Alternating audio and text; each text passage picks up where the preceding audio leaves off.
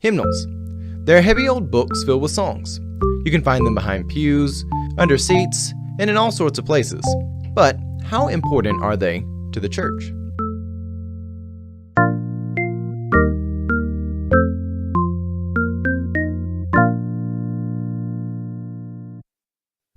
Music is a part of church life, and the hymnal is often regarded as a mere piece of a musical puzzle in church culture, but it's much more than a collection of songs.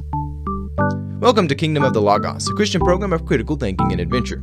And today we're going to be talking about hymnals and the role they serve. In this video, we're going to be discussing the Nazarene hymnal, Sing to the Lord, which was published in 1993.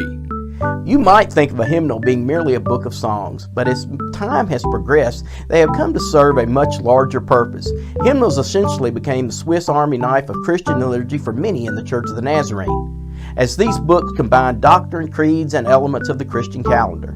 Now, this has not always been explicit design of every hymnal produced, but the hymns in the Protestant world have served to bring doctrine and liturgy to the hearts and minds of believers.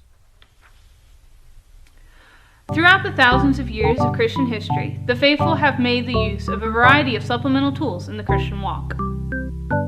For both clergy and laity, there's a need to have supplemental tools in your Christian walk. And for many, they have held two books close to their heart, the Bible and the hymnal. As we hear about these two books, we have to be careful. We even hear about John Wesley himself, that he was a person of one book. And this may seem odd, especially when we recognize that he and his brother were one of the main authors of many of the songs that are in our hymnals. However, what we're saying in all of this is that the hymnal and other liturgical books or resources are supplemental, that they can definitely encourage and deepen our faith, but ultimately we are a people defined by how God has revealed himself in Scripture. I love hymns, but if I'm being honest, while we do sing hymns quite often, even with myself here at this very piano, it's very rare that we sing them in their traditional structure. I hate to have to point this out, but just because a song is old doesn't actually mean that it is a hymn. Furthermore, the genre of Southern gospel is not the same thing as the tradition of hymns. In many churches, even those that still use the hymnal, it is often the case that the hymns are adapted into a musical style other than their traditional form. Hymns, in their most excellent form, are intended to give worthy praise to God and to teach doctrine, not to invoke a mood or emotional release or anything concerning that of the person, because their main concern was God and God's holiness, not you.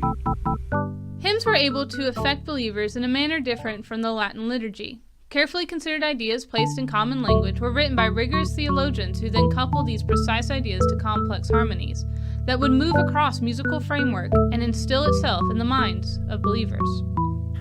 The hymnal is more than a songbook. It is used obviously in Sunday morning worship and singing songs together, but it's also used for responsive reading, and it is very helpful in creating a liturgy. We take it to other places too than just the church, but the church is outside. It's used in the home, it's used in hospital visits, and even it has been used at the deathbed of those who are passing from this world to the next. We also are so thankful for the hymnal because it gives us direction throughout the liturgical year. Hymns truly are structured different than any other form of music used in the church.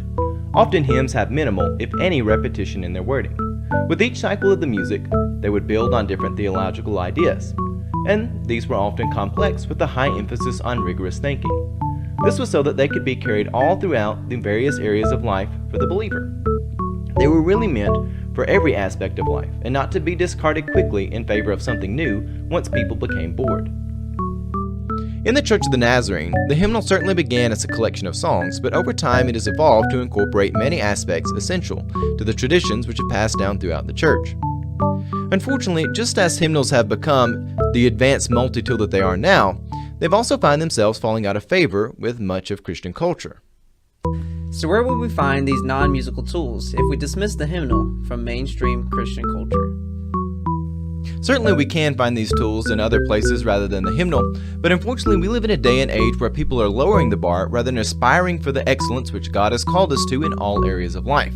Which means if we're going to be moving away from this tool just as it is reaching a new height, then we better step up our game in filling in the gap.